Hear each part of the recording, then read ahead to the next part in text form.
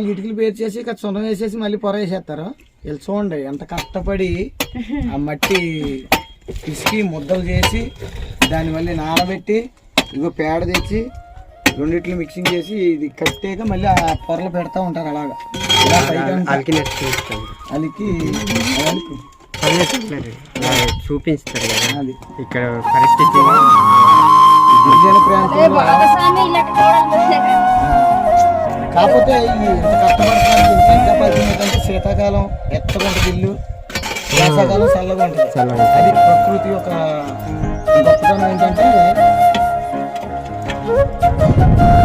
ఈ ప్రాంతంలో ఏ కాలానికి ఆ కాలానికి ఆపోజిట్గా ఈ గోడలు పనిచేస్తాయి. ఈ మట్టి గోడలు మొత్తం అంతా మన తాపీ మీద గోడ కట్టాలంటే పొద్దున్న సాయంత్రం దాకా ఇబ్బంది పడిపోతారు. కోపం బద్ద, పెద్ద బద్ద, చిన్న బద్ద, పేస్టింగ్ అంటారు. దీనికన్నా అది పెద్ద కష్టమే లేదు. మట్టి ముద్దలతో అలాగా ముద్ద ముద్ద పేర్చుకుంటే దానిపైన ఇలా పేడ పోతేస్తారు. అది ఇంకా పూత వేస్తారు. అది ఇంత కష్టపడితే ఇల్లు దగ్గర అవుద్ది.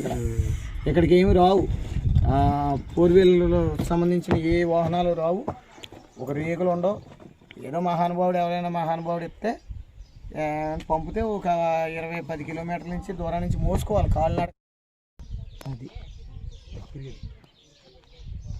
తయారు చేశాక అలా చూసారు కదా ఎంత నీట్గా ఉందో. అలా అన్ని ఇల్లు తయారు చేసుకోవాలి. 2 సార్లు పై పూత మళ్ళీ వేస్తే ఇంకా నీట్గా వస్తుంది. ఇంకా నీట్గా వస్తుంది. ఇంకో పూత అది సిమెంట్ గోడకు. ఇది ఫస్ట్లో ఇలా ఉంటుంది. చూడండి ఇన్ని వందలారా. ఫస్ట్ ఇలా మట్టితో అంటే మట్టి ముద్దలతో ఇలా అలుగుతారు. అదే ఇలా పెడతారు.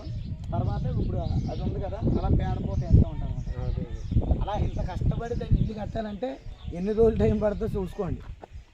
అది ఇక్కడ ఉన్న ఇబ్బందులు. జస్ట్